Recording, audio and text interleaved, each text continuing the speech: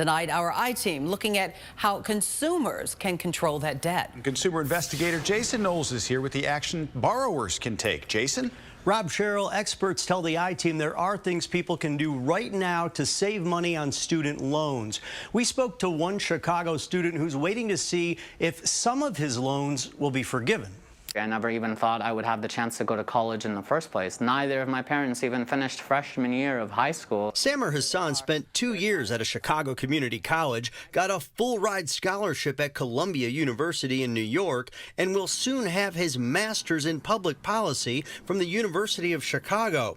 Now Hassan is strapped with more than $100,000 in student loan debt, despite working full-time and receiving scholarships. This country, you know, they go out of their way to forgive the PPP loans. They forgave big oil. They forgave big banks. But at the end of the day, don't you want to invest in the future of your country? He could get some of his debt forgiven by the federal government, but some question the fairness to people who have already paid off their student loans, or for those who chose not to go to college at all because of the cost.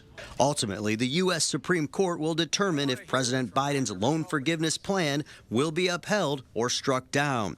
If it remains, low and middle income people could see relief of up to $20,000 in federal student loans. It would bring down my monthly student loan. It was like $1,300 a month to $1,000 to $950 a month, and that is substantial. The ABC 7 data team found that there are 1.7 million student loan borrowers in Illinois.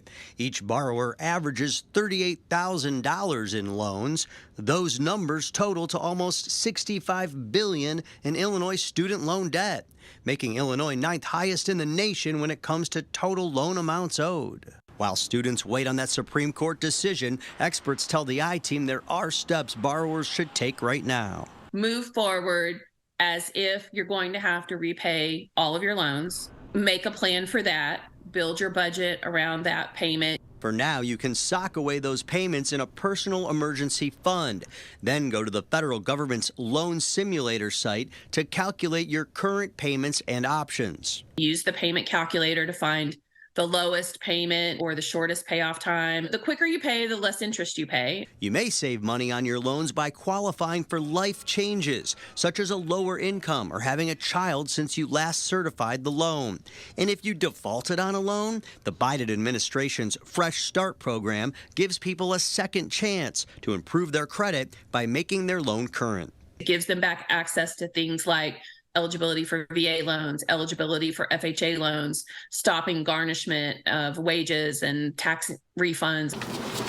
Since Hassan currently works at a nonprofit, he could also qualify for another loan forgiveness program in the future, but he's still hoping that $20,000 in debt will be forgiven. It's the difference between saving up for a home, saving up for an actual future in this country, or just getting by. There are more federal and state programs available to get help with your student loans. You can qualify if you are a teacher, lawyer, or a government worker. You can find that information about all of those options on our website, abc7chicago.com. So there are plenty of options to save right now as we're waiting to hear that Supreme Court decision. Of course, a very hot topic and controversial. The data you showed tonight, staggering. $65 billion. Wow, that's a B. Yeah. I mean, but the options are wonderful too, and the advice is great. So at least there is some help and hope on the horizon for sure. Yeah. You can save right now. Yeah. All right. Thanks so much for that, Appreciate Jason. it. Well done. Spring's arrival today, creating an